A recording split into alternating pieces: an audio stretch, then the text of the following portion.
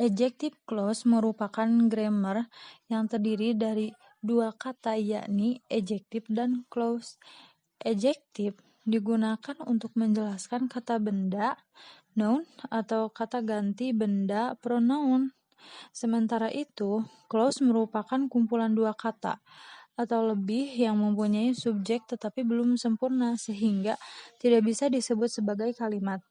Dengan kata lain, adjective clause merupakan kumpulan dua kata atau lebih yang memiliki subjek atau verb yang berperan sebagai kata sifat atau adjective. Adjective clause memiliki fungsi yang sama dengan adjective kata sifat, yaitu menerangkan kata benda yang dilekatinya. Adjective clause merupakan klausa dependen yang digunakan sebagai kata sifat, memodifikasi kata benda atau kata ganti. Klausa ini muncul setelah kata benda. Ciri-cirinya: 1. Adjective clause bentuknya berupa kalimat atau mempunyai predikat. 2. Menjelaskan noun dalam sebuah kalimat, subjek atau objek.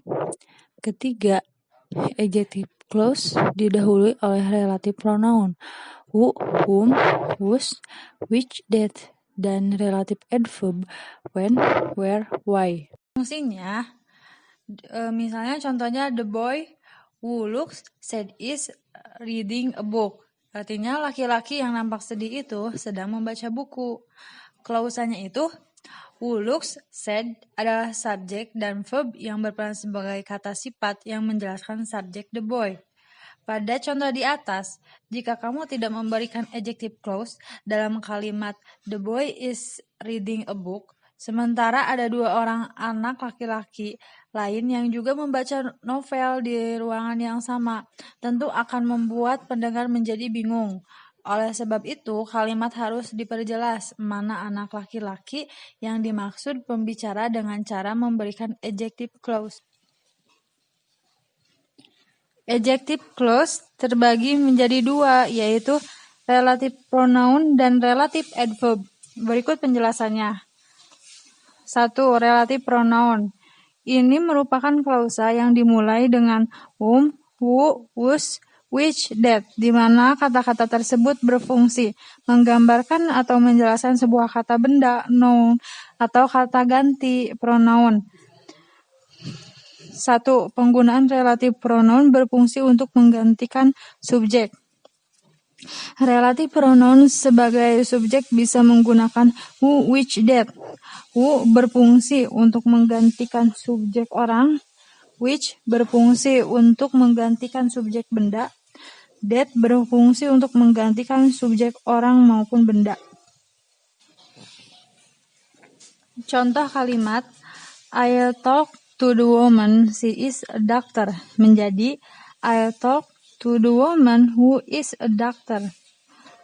Keterangan kenapa tidak menggunakan kata she lagi, karena kata she di sana digantikan dengan relative pronoun who, yang mana who ini merupakan relative pronoun yang berfungsi untuk menggantikan subjek berupa orang, dan letak adjective clause-nya di belakang the woman yang dia jelaskan.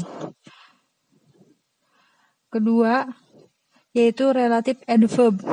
Ini merupakan klausa yang dimulai dengan kata when, where, dan why, di mana kata-kata tersebut digunakan untuk menggambarkan atau menjelaskan noun, kata benda.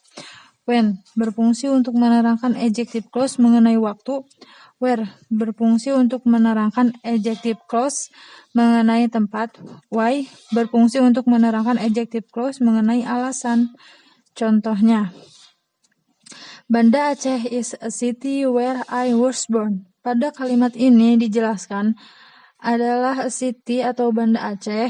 A city ini merupakan subjek komplement dari Banda Aceh. Nah, kan Banda Aceh di sini merupakan tempat sehingga adjective clause yang digunakan adalah untuk menjelaskan tempat.